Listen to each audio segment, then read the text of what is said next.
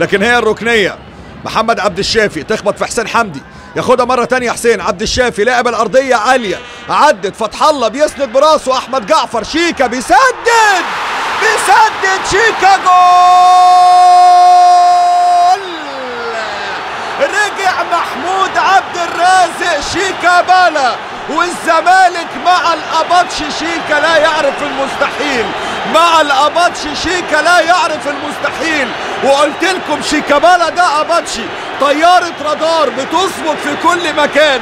ومع الدقيقة 81 قدر شيكابالا ان هو يرجع بالزمالك مرة تانية لهدف تاني عشان يولع من حماس المباراة. اهي عبد الشافي وفتح الله هنا بقى فكر ولعب الكورة عند احمد جعفر. الرادار اشتغل مع شيكا، وبالتأكيد الزمالك يرجع للمباراة من بعيد.